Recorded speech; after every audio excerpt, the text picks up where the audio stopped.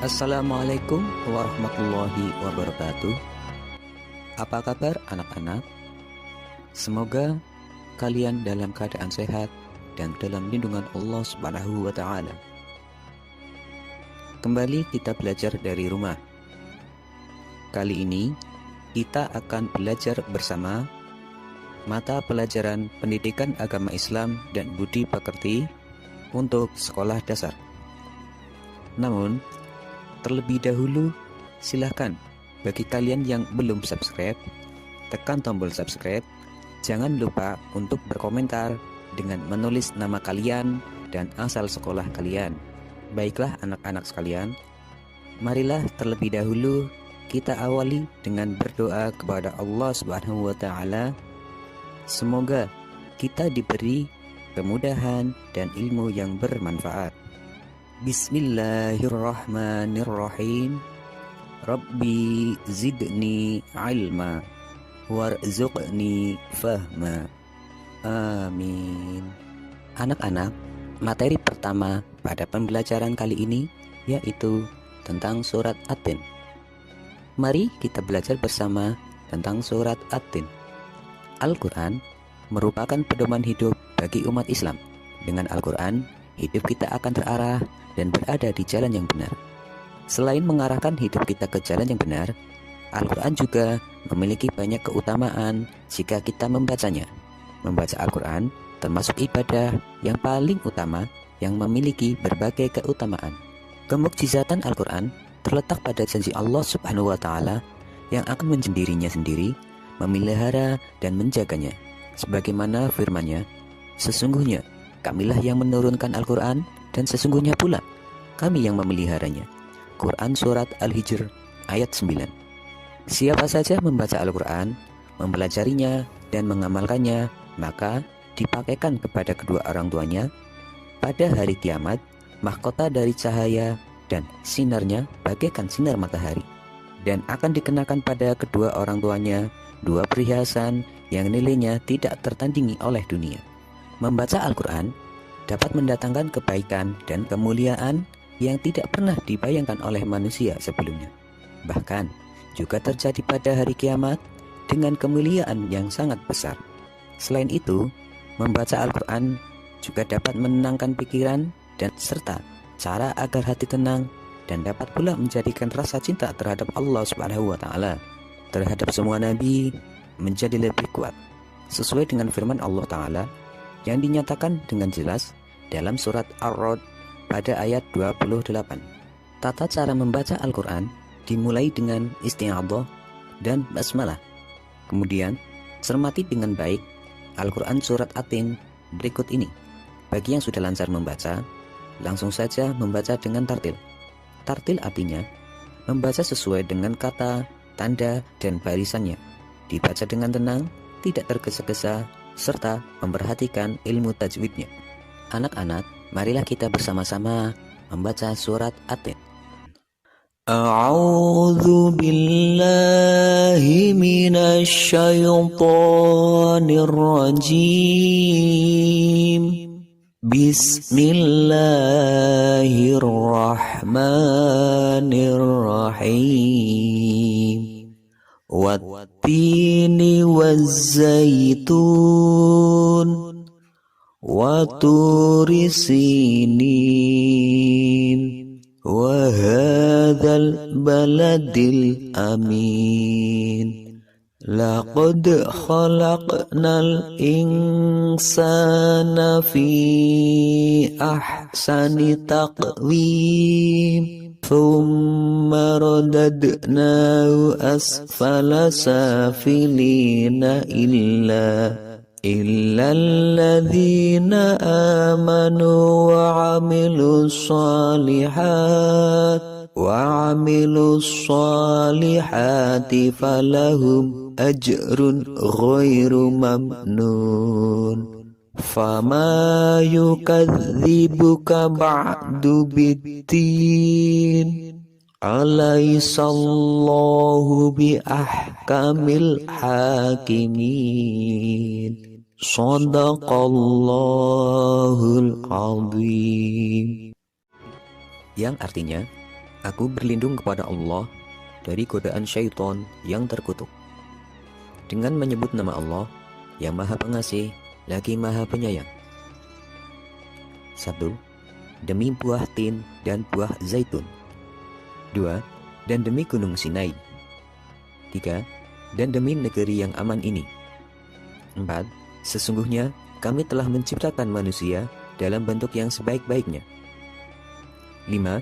Kemudian kami mengembalikannya ke tingkat yang serendah-rendahnya. 6.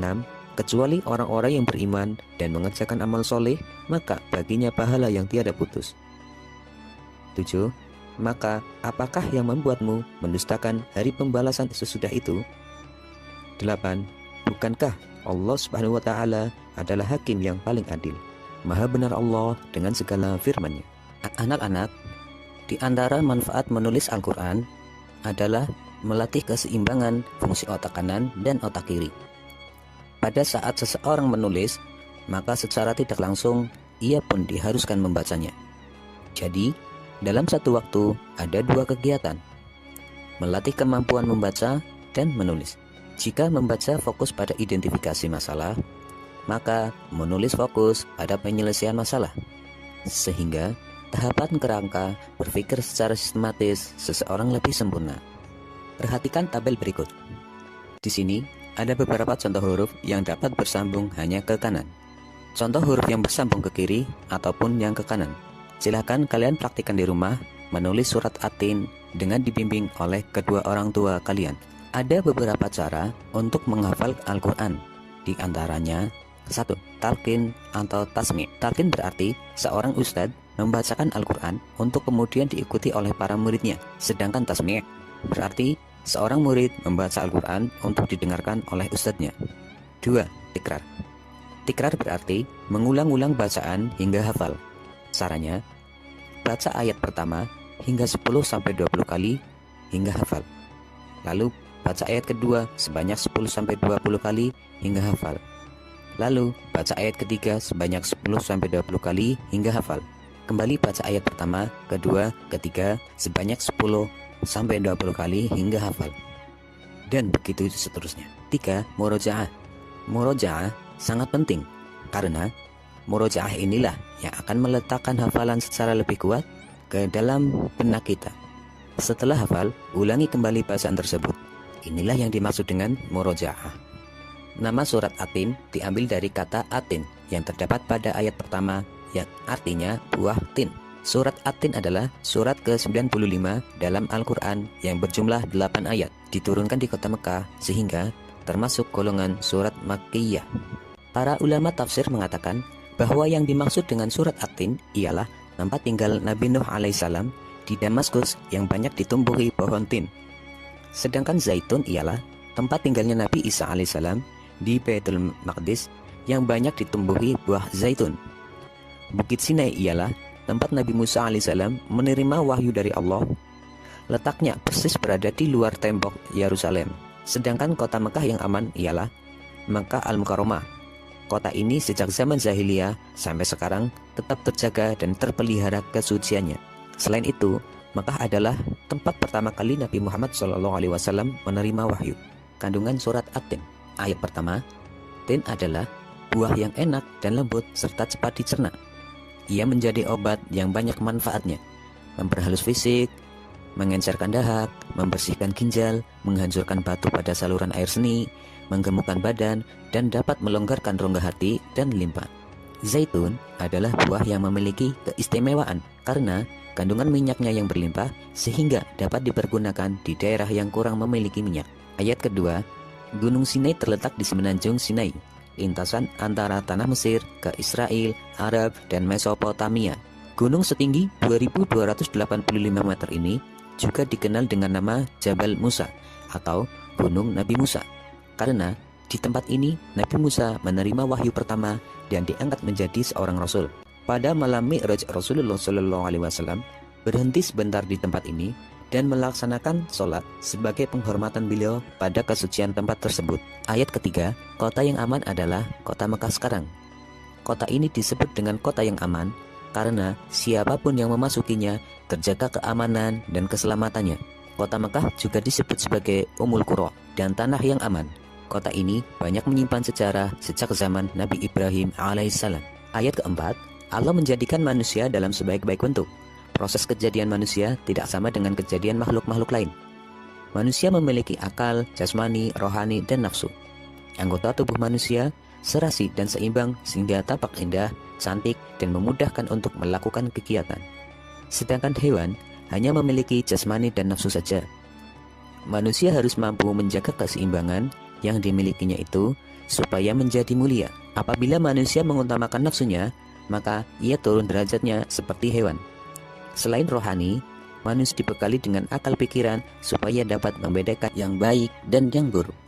Ayat kelima, Allah mengingatkan manusia, sekalipun mereka sempurna, tetapi dapat turun menjadi hina karena pengetahuan, sikap, dan perilakunya telah keluar dari aturan yang telah ditetapkan oleh Allah melalui Rasul-Nya. Ayat keenam, orang-orang yang tidak pernah hina adalah orang yang beriman dan melaksanakan amal soleh. Orang yang demikian itu akan selamat dari kehinaan dunia dan akhirat. Ayat ketujuh, pada hari kiamat nanti ada hari pembalasan terhadap perbuatan manusia yang baik dan buruk.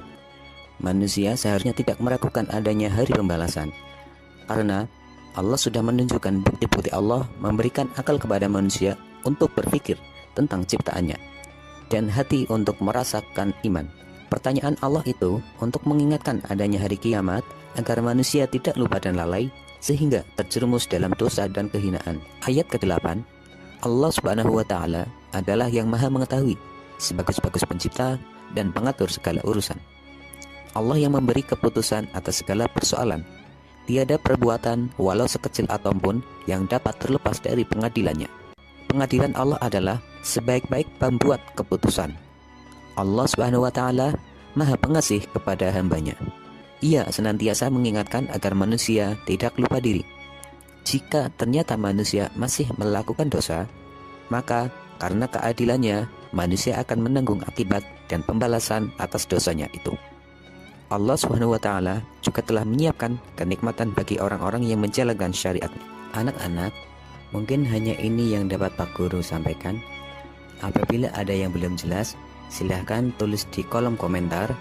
Insya Allah akan saya jawab secepatnya. Wassalamualaikum warahmatullahi wabarakatuh.